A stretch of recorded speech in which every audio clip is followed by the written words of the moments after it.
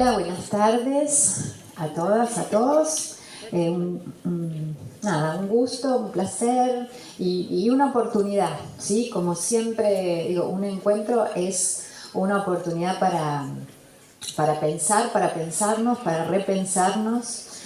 Esta es una clase, no es una conferencia, no es una charla y por lo tanto digo, esperamos o espero que pueda haber interacción en cualquier momento, digo, no, si bien vamos a dejar un ratito al final para especialmente, pero no es que haya que esperar a ese momento. En el momento que quieran decir algo, comentar algo, preguntar algo, relatar algo, nada, acá están los micrófonos y vamos intercambiando y vamos dialogando.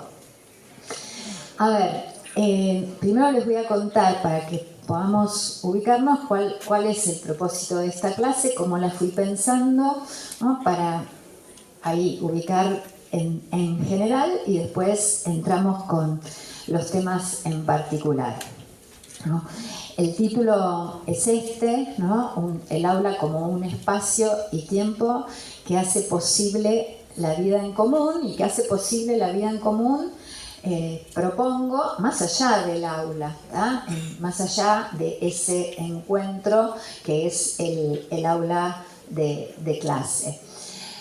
A ver, y lo que vamos a pensar, o sea, la pregunta que vamos a ubicar es cómo se hace esto posible, ¿no? ¿Cómo es posible la construcción de una vida en común que tiene que ver con la construcción del otro como par, ¿no? Ahí vamos a pensar cómo construimos o de qué manera, perdón, lentes, no veo nada. ¿Cómo construimos, ¿no? En el contexto del aula y de la enseñanza, ¿no?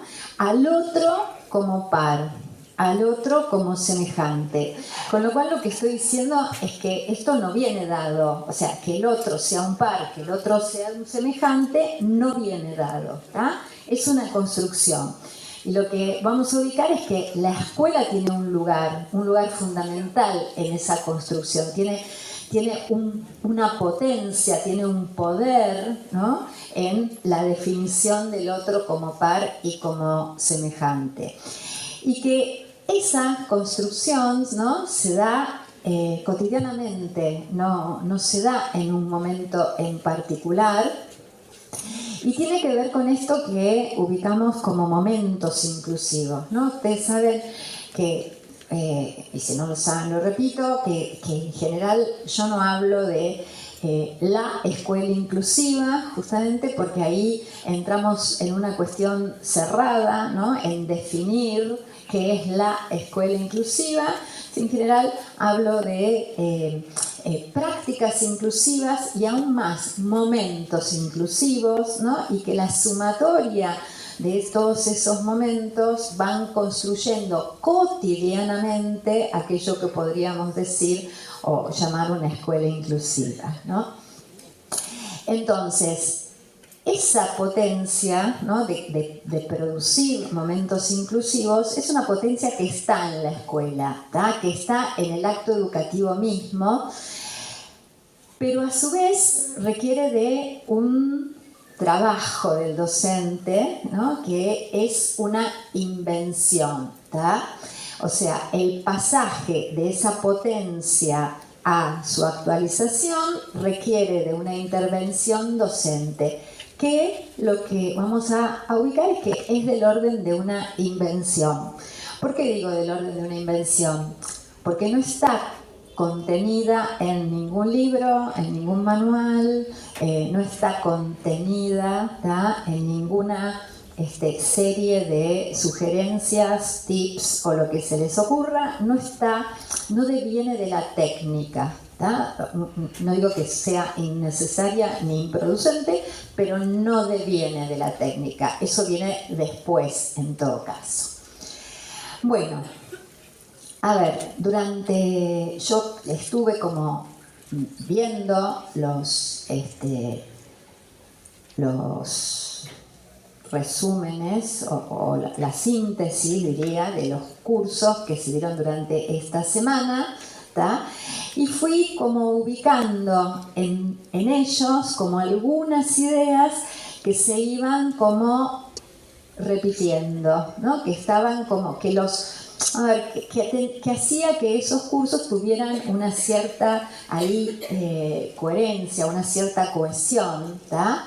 Y esas palabras que aparecían o esas ideas tenían que ver con comunicación, compartir, colaboración, convivencia, ¿tá? Entonces, a partir de ahí que digo, bueno, fíjense que lo que estamos ubicando es, bueno, pensar algo acerca de la inclusión, pero poniendo el eje en estas ideas, ¿tá? La idea de comunicación implica la posibilidad de poner algo en común o de compartir, ¿tá? Cuando digo compartir, la idea de compartir implica que el otro forme parte de lo que es de una, ¿tá? Que el otro forme parte de lo que es de una. Que forme parte de mi decir, de mi pensar, que forme parte de mi interés, de mi conocimiento, ¿tá? Y no se trata solo, ¿no? La idea de, compartir un objeto, como que también puede ser una galletita o una lapicera, ¿tá? Pero, la idea es formar parte de, ¿no? De aquello que es de alguna manera mío. Y cuando hablamos de convivencia, que era otra de las ideas que aparecía frecuentemente, ahí lo que estamos pensando es que lo que compartimos es la experiencia, ¿no? Aquello que estamos compartiendo en la convivencia es la propia experiencia. Y la idea de colaboración que también aparecía, y ahí también quiero subrayar que la colaboración no tiene que ver con ayudar al otro, ¿no? Donde ahí ubicamos ciertamente cierta asimetría, que tampoco, no estoy diciendo que esté mal, ¿no? Pero la idea de colaboración tiene que ver con trabajar con otro, ¿sí? Trabajar con otro justamente para la realización de una obra, ¿tá? Entonces, lo que intentaré en esta clase es armar, ¿sí?, un enlace teórico entre, estas ideas, ¿tá? Que tienen que ver con hacer la posible una vida en común. Esto lo resumí como en ese nombre de la clase, ¿tá? Y ubicar que esto no es algo que se anexa al acto educativo como algo que faltaría, ¿no? Como algo que habría que agregarle, sino que esto está en el acto educativo mismo, ¿sí? Y que accedemos ahí volviendo a pensar, volviendo a pensarnos, ¿sí? Volviendo revisando, interpelando lo que ya tenemos. Quiero decir, no es algo del orden de una falta, ¿tá? Y que tenemos que agregar e ir a buscar a un lado. Lo tenemos, tenemos que ahí realizar algunas operaciones. Permítanme hacer pero así, chiquitito pasaje por alguna cuestión teórica para que entiendan cómo quiero armar los enlaces. Cuando yo digo esto es algo que tenemos y que está en el acto educativo, ¿no? Y lo que voy a hacer es enlazar aquello que tiene que ver con la posibilidad de la simbolización, ¿no? Los procesos de simbolización, y voy a enlazar los procesos de simbolización con las relaciones intersubjetivas, ¿sí? Ese es el enlace que quiero hacer. Pero lo que quiero ubicar es, a ver, la relación entre los procesos de simbolización con las funciones cognitivas y el proceso de aprendizaje. Está todo esto. Entonces, solamente voy a poner algunos títulos para que enmarquemos en una trama que es compleja el recorte que vamos a ir como trabajando. Entonces, a ver, ubicamos que en el aula se ponen en funcionamiento permanentemente funciones cognitivas, ¿sí? A lo que llamamos funciones cognitivas, a todas aquellas operaciones que realiza el sujeto en pos de construir conocimientos.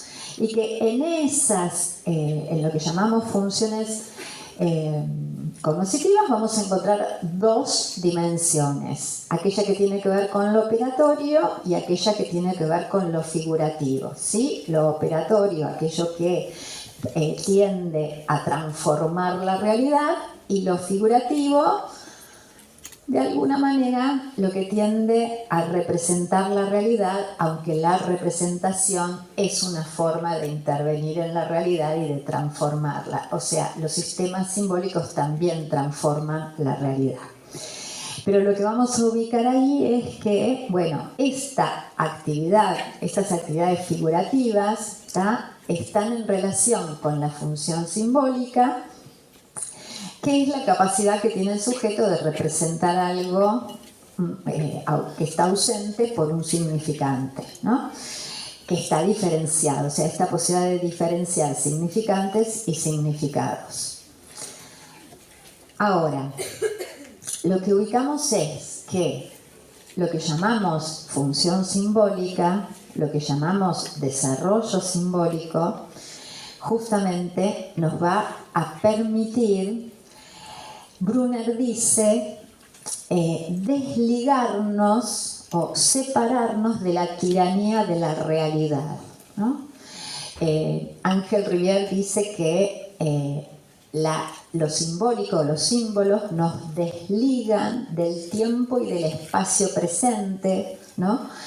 De los límites, nos permiten desbordar los límites de la percepción, ¿tá?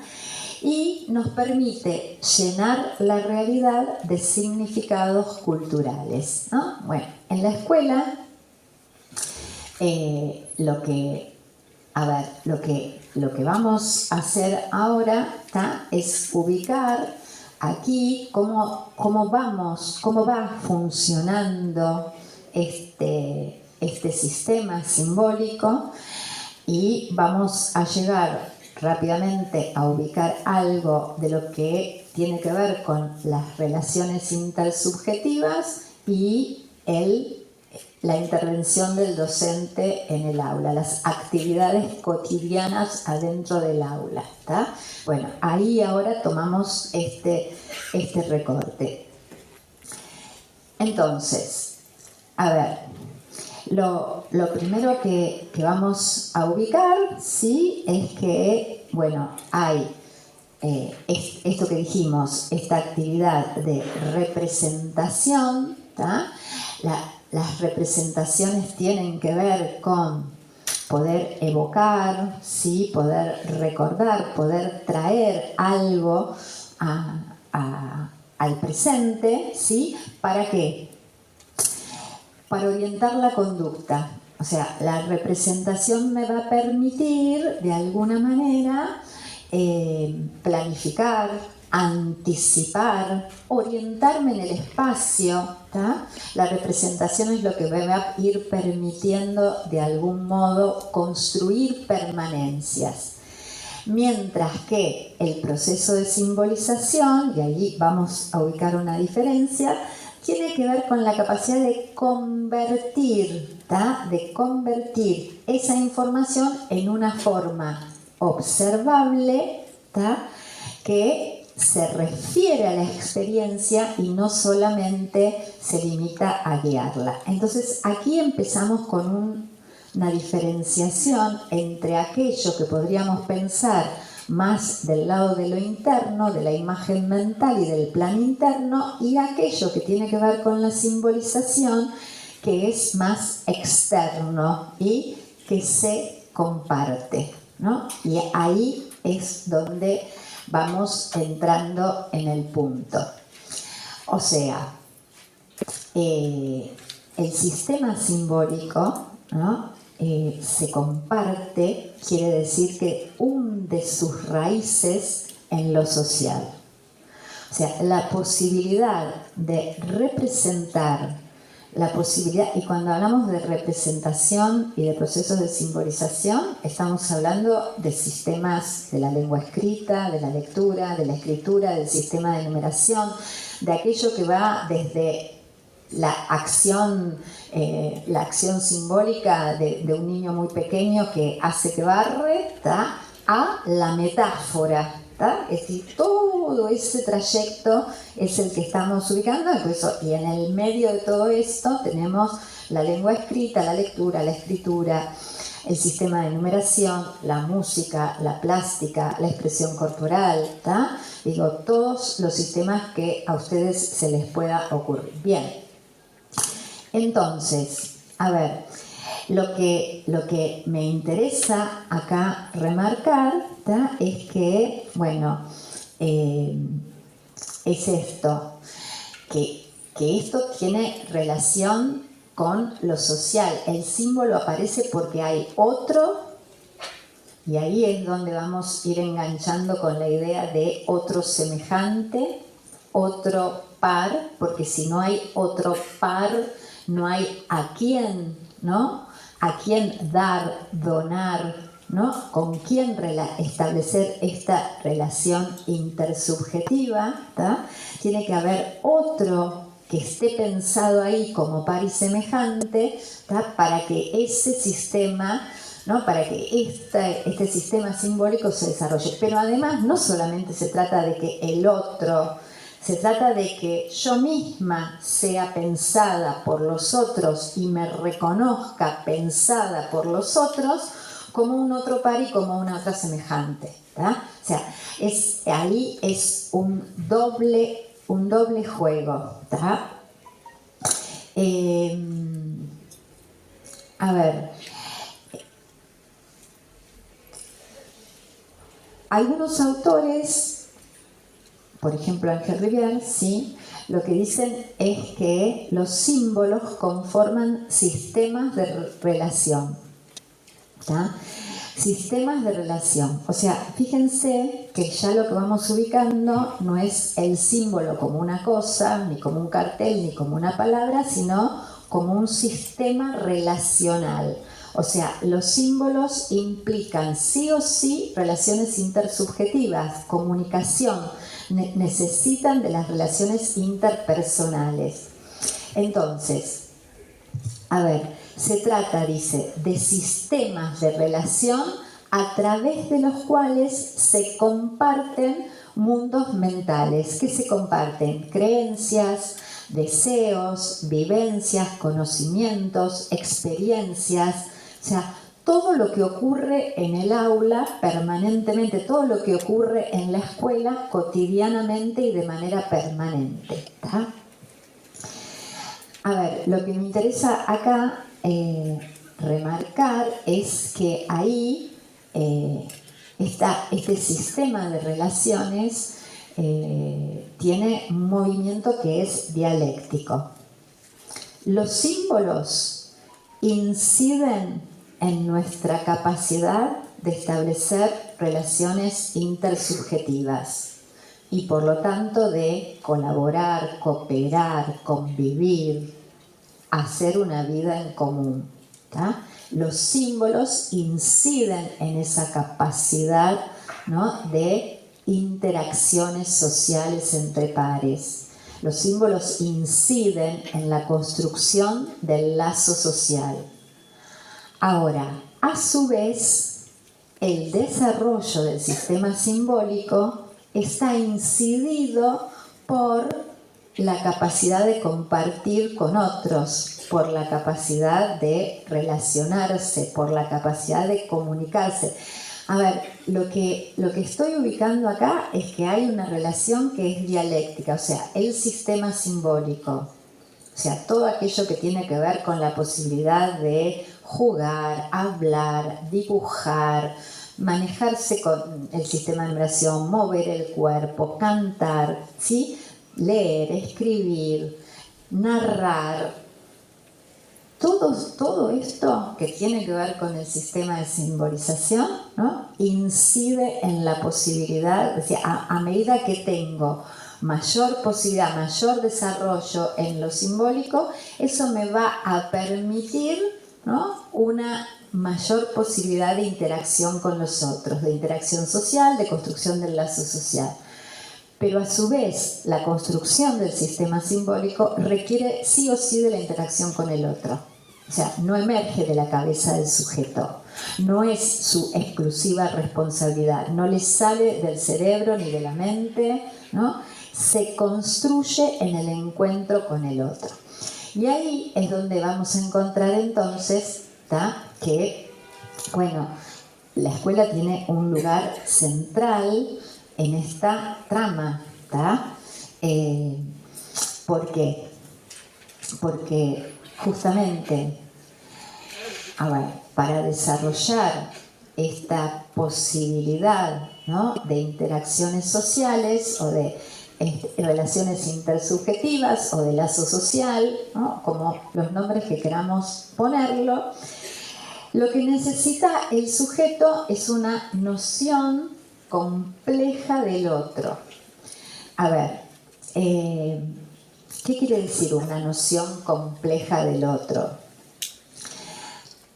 Quiere decir, a ver, que la escuela ahí, vamos a poner, incide en la posibilidad de que el sujeto sea pensado como capaz de establecer una relación intersubjetiva, ¿tá? Es decir, esto no va de suyo. Lo que quiero decir es, no va de suyo que un niño tiene esa posibilidad o que un joven, ¿no? O que un niñito tiene esa posibilidad. Esa posibilidad se construye, casi diríamos, el otro me la va otorgando de alguna manera en la propia interacción, ¿tá? No viene dada, no viene dada. Tiene la posibilidad de que reconocer al otro como agente de conductas intencionadas, o sea, con intenciones, ¿no? Me dice, pero me quiere decir, ¿no? ¿Qué me está diciendo cuando me dice? ¿No? La posibilidad de ubicar ahí la diferencia entre el enunciado y el sujeto que enuncia, el sujeto de la enunciación con sus propias intencionalidades, que el otro tiene algo para decir, que algo que ese otro me dice, que algo que ese otro dice tiene un valor, ¿tá? Y me puede atravesar. Entonces, lo que decimos es que la escuela tiene ahí como un lugar central en esta posibilidad de reconocer al otro, ¿tá? Como par, como semejante, pero también tiene un lugar central en el que yo sea reconocida como par y como semejante, ¿tá? Se entiende que es un doble movimiento. No solo se trata de que yo tengo que reconocer al otro, sino que el otro es un reconocimiento que es mutuo, porque si no, ahí no funciona. A ver.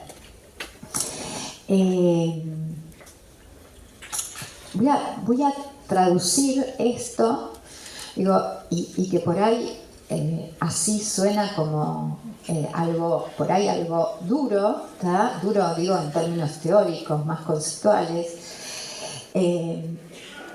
pero vamos a traducirlo a un recorte del aula y vamos a ver cómo esto funciona y que vamos a ver que esto es algo que ocurre todos los días, todo el día, todo el tiempo adentro del aula. Y vamos a tratar de ubicar ahí cómo la intervención de una docente, la intervención de un docente puede producir ahí algo diferente, ¿tá?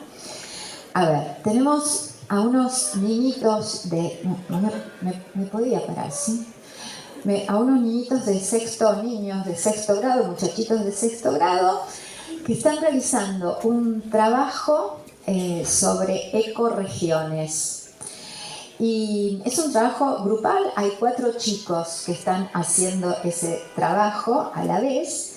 Y tenemos la escena siguiente, hay 3 que intercambian, que charlan, que dicen, que leen, ¿tá? Y un cuarto muchachito, Emilio, que está con una hojita haciendo unos dibujos sobre videojuegos. Y mientras hace los dibujos de videojuegos, está hablando, casi sin voz, pero está hablando, ¿tá? ¿No? Como si estuviera, digo, uno lo ve y lo que se imagina es que está armando un relato, ¿no?, acerca de ese videojuego y de la escena que está dibujando en esas hojas. A ver, cuando yo digo que la escuela, que la docente, que el docente ahí tiene un lugar fundamental y que va a incidir en esa posibilidad, ¿tá?, de producir ahí algo que tenga que ver con la relación intersubjetiva y por lo tanto de producir ahí un desarrollo en términos de sistemas de simbolización y por lo tanto en términos de aprendizaje escolar, ¿tá? Lo que digo es que ya la lectura que hace, porque en la lectura que hace el docente, la docente de esto, ya ahí ubica a ese otro, ¿no?, como un sujeto par semejante con alguien que dispone de un mundo interno, con alguien que puede decidir una conducta deliberadamente, con alguien con quien puedo intercambiar intersubjetivamente, ¿está? ¿O no? Entonces, a ver, por supuesto que no es sí o no, es lleno de matices, lleno de complejidades, ¿no? Pero bueno, tenemos algunas posibilidades que ocurren, ¿tá?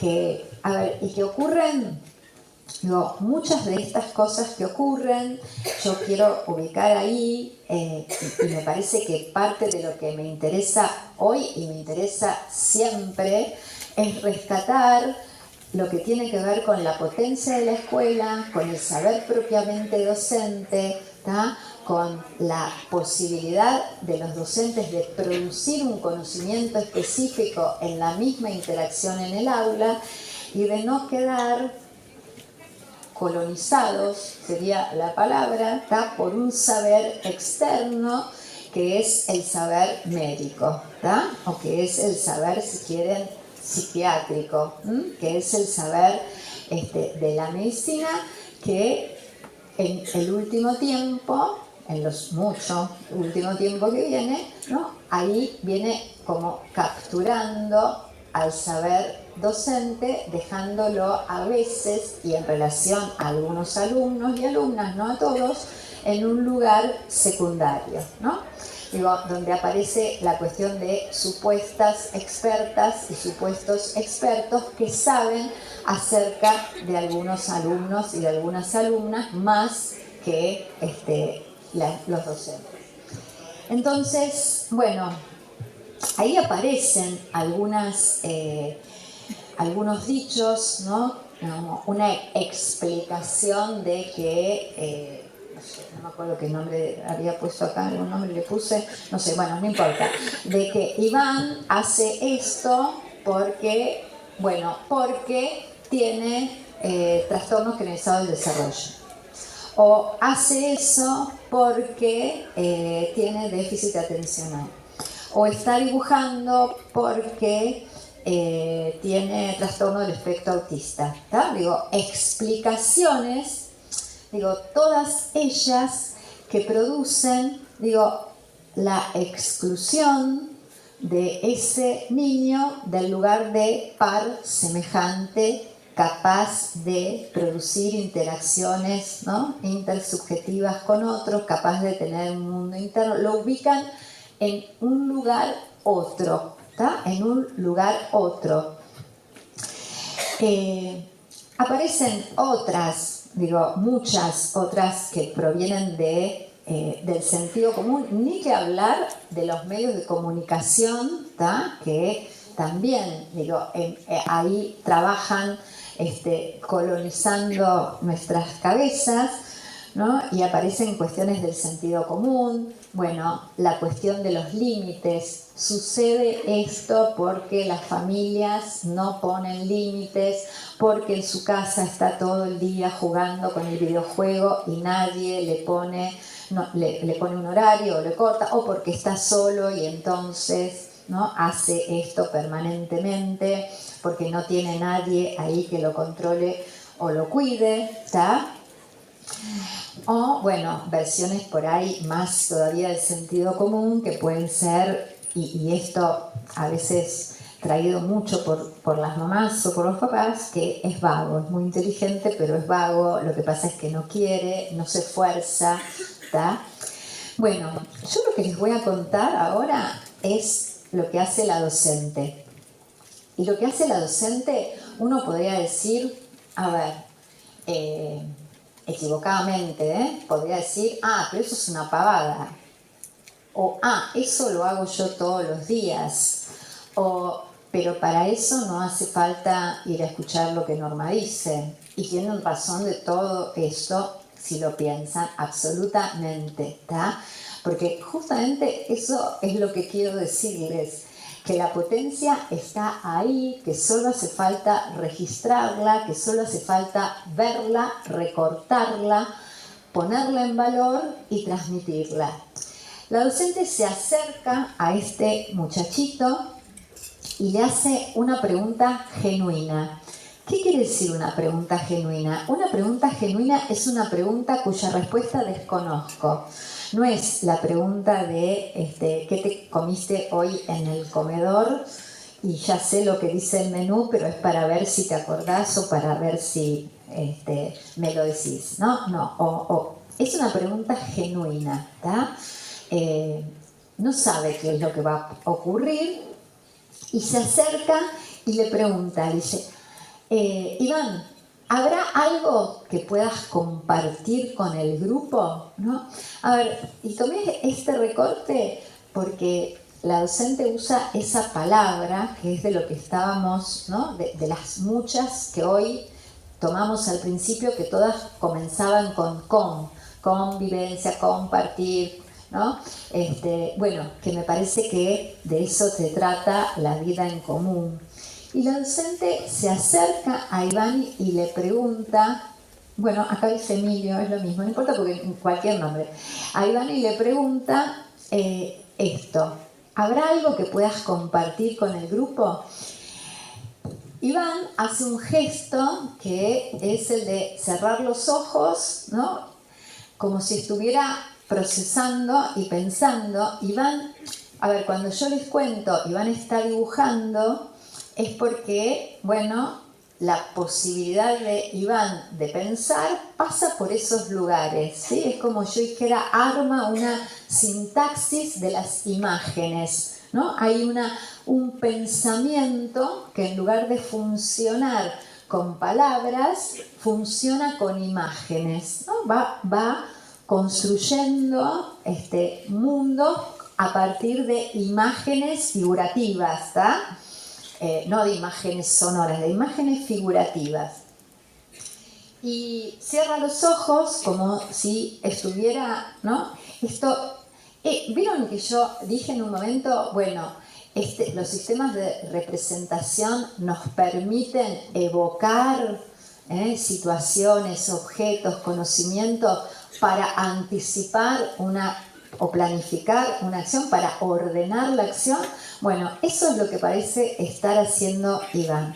O sea, Iván pone en marcha un proceso de representación y un proceso de simbolización a partir de la intervención docente, a partir de la pregunta que la docente le hace, pero no porque le hace la pregunta y punto, porque al hacerle la pregunta lo ubica ahí como un sujeto capaz de responder, ¿no? Y eso hace que Emilio finalmente le dice, ahora que lo pienso, puedo hacer un dibujo de la ecorregión, ¿no? Digo, puede pasar de hacer el dibujo que estaba haciendo de los jueguitos y de las peleas y de las batallas, me dice, ahora que lo pienso, puedo hacer un dibujo de la ecorregión, ¿no? Y Iván pasa ahí a interactuar con los otros pares, con sus... En ese momento se transforman en pares, ¿eh? Esto es lo que digo, no es que antes eran sus pares, devienen pares en ese momento, ¿tá? El otro puede devenir par y dejar de serlo, puede devenir semejante y dejar de serlo, ¿tá? Digo, puedo en algún momento pensarlo como par y en otros momentos no. Ustedes piensen en situaciones de la vida, no es que todos son pares en todo momento, pero sí potencialmente pueden tener esa posibilidad, ¿no? Aquí, a ver, Iván deviene par de ese grupo de 4 chicos en ese momento y a partir de la intervención docente. Deviene semejante. Y en ese devenir semejante, ¿qué es lo que empieza a darse? Bueno, interacciones sociales, en la construcción del conocimiento, empieza la construcción del lazo social, se da ahí la situación de, bueno, interrelaciones, ¿tá? Digo, comentarios, así no, asá, hacelo de esta manera, no me gusta, sí me gusta, ¿no? A ver, ahí aparece la cooperación, la posibilidad de trabajar con otro para producir una obra, ¿tá? Digo, esas posibilidades, esto de lo que estamos hablando, se da no per se, no porque dé una clase de cooperación, ¿tá? No porque diga de lo hermoso que es compartir con los otros, sino justamente por un acto que es una intervención docente, que es una intervención pedagógica, que ubica ahí un trabajo escolar, porque esa intervención tiende a la producción de un conocimiento escolar en el ámbito de la escuela, ¿no? A la producción de un conocimiento específico del proyecto escolar del diseño de ese año, ¿tá? Joaquín está en el grupo y por lo tanto hace lo mismo que todos, o respetamos las singularidades, por lo tanto Joaquín tiene actividades adaptadas. A ver, ambas, por eso digo, son dos formas totalizantes, ¿tá? Que, bueno, podemos discutirlo, pero lo que yo afirmo es que impiden la construcción de una vida en común. Que la posibilidad de una vida en común no tiene que ver tampoco con encontrar un punto intermedio entre estas dos. Estas dos escenas o estas dos afirmaciones, ¿sí? Joaquín es igual a todos y hace lo mismo y listo, o Joaquín lo respetamos en su diferencia, entonces hace una actividad especial, ¿tá? Son dos polos que tensionan permanentemente el aula, ¿tá? Permanentemente, ¿eh? No es algo que puede ocurrir, no, está permanente y no importa nada, discapacidad, certificado, no pasa por allí en absoluto, ¿no? Pasa por esto que es pensar en la vida en común. Entonces, son dos polos que están presentes permanentemente, siempre. Hay una tensión, y es una tensión que no es resoluble, que no es para eliminar, no es una tensión que tengamos que eliminar, es una tensión que está ahí presente. Y yo creo que la posibilidad de la vida en común tiene que ver con sostener la tensión y no resolverla en un lado o en otro, ¿tá? O con una supuesta intermedia, ¿tá? O con una supuesta situación intermedia o equilibrada. A ver,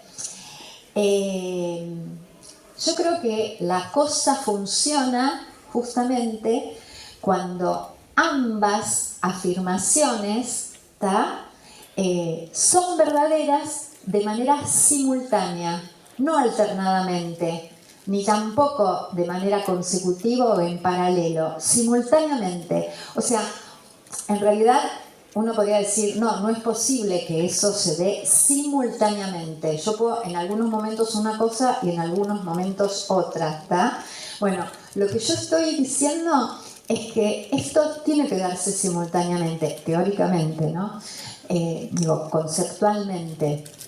No, cuando se dan de manera simultánea es que estamos en la posibilidad o en camino de la construcción de esa vida en común. Yo no sé si tengo tiempo de otro, por ahí rapidito, nada más muy rapidito, miren, tengo acá un ejemplo que es de chicos más grandes, del secundario, que estaban leyendo este texto de superpoblación. Ahí puse un cachitín que dice: Malthus propone que las guerras y las epidemias constituyen males necesarios que resuelven el problema del exceso de población. A ver, ¿por qué traigo otro ejemplo? Porque el ejemplo anterior estaba centrado en una condición subjetiva de ese niño, ¿tá? Estaba centrado en un niño que podemos ubicar con cierta condición que podemos pensarla del lado de su constitución psíquica. Acá tenemos que pensar que el muchacho del que vamos a ubicar, ¿no? Tiene la dimensión que prevalece es la cognitiva.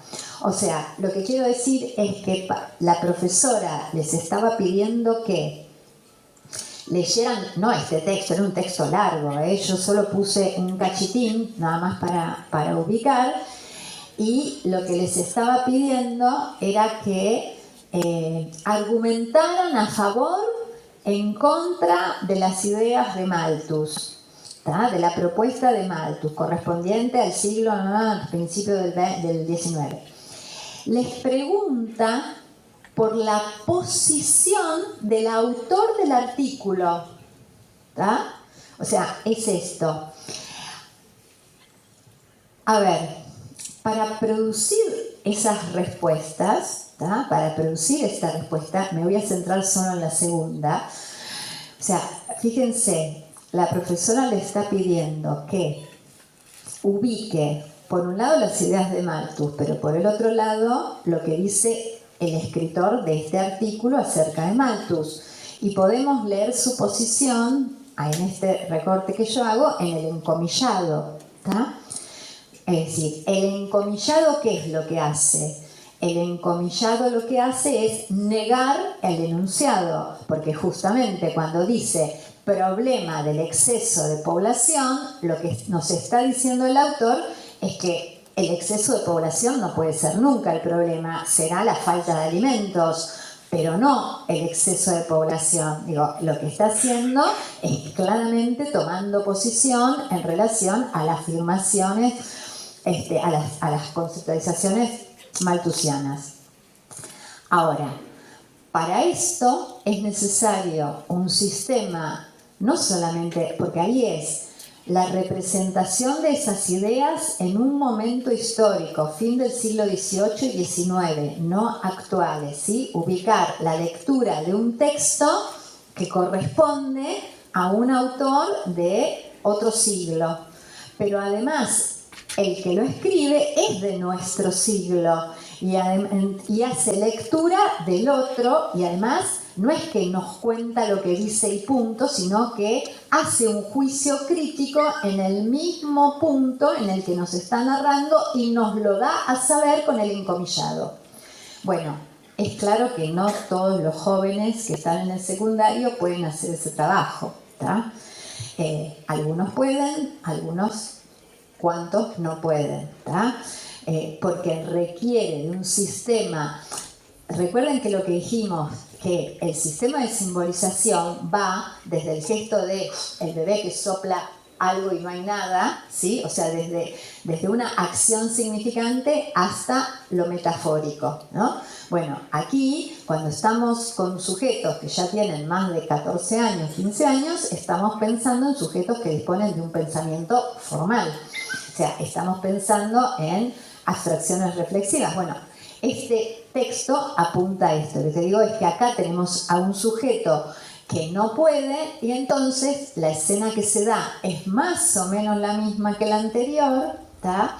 Entonces yo digo, yo tengo a un grupo, ¿tá?, que está discutiendo, hablando, dictando, escribiendo, preguntando, revisando, leyendo, pensando, ¿tá?, y por supuesto entonces aprendiendo, ¿tá?, y aprendiendo no solo acerca de las ideas de Malthus, están aprendiendo las reglas de la convivencia en esa actividad.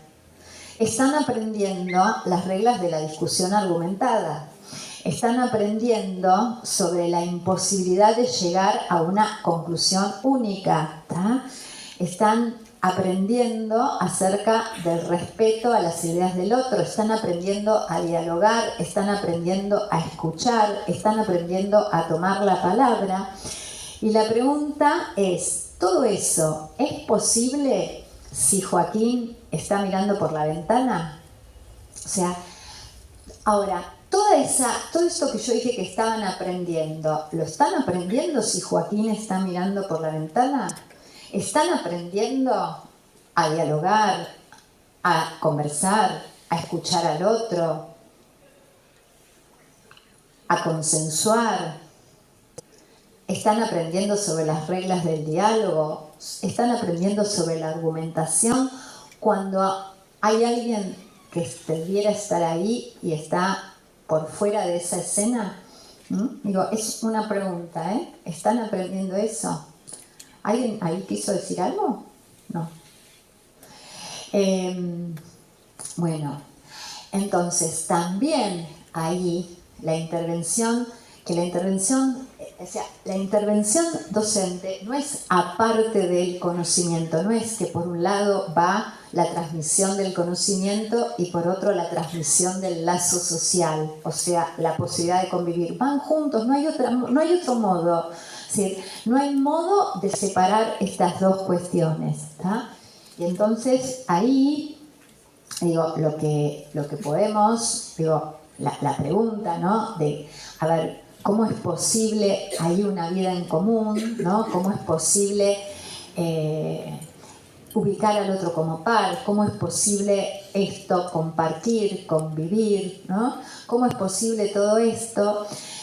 Me parece que, nada, los docentes sí saben cómo, creo que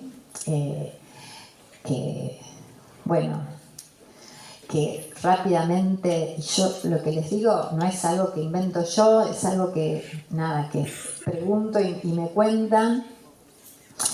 Nada, empezó a pedir a los distintos grupos que relataran las ideas de Malthus a partir de una historieta, a partir de buscar imágenes que sirvieran para exponer esas ideas, que armaran un video de 7 minutos para explicar oralmente, no sé con qué cosa, bueno, un video de 7 minutos, que armaran una dramatización de no más de 7 minutos para presentar a sus compañeros, ¿tá? Ahí, bueno, lo que digo es, ¿esto va a permitir que Joaquín resuelva su situación? No es que Joaquín va a resolver su situación, claro que no es eso. Pero de lo que sí estamos seguras que podemos hacer es que seguro que si Joaquín participa de alguna de esas actividades y seguro que puede participar de alguna de todas esas propuestas, con toda seguridad puede participar de alguna de ellas. O sea, participar de esas actividades quiere decir ser un par, ser un semejante, producir interacciones sociales y esto entonces producir desarrollo, ¿no? Entonces lo que sí podemos es seguro que vamos a producir ahí una extensión del campo semántico de Joaquín y de todo el resto, no de Joaquín solamente, de todos ellos, que vamos a acrecentar las posibilidades de reconocimiento, reconocer al otro como par, reconocerme como semejante, ¿tá? Que lo que vamos ahí es a producir un nosotros, ¿tá? Justamente, y es la producción del nosotros la que invita a la conversación, la que invita a la colaboración o la que invita a la convivencia, ¿tá?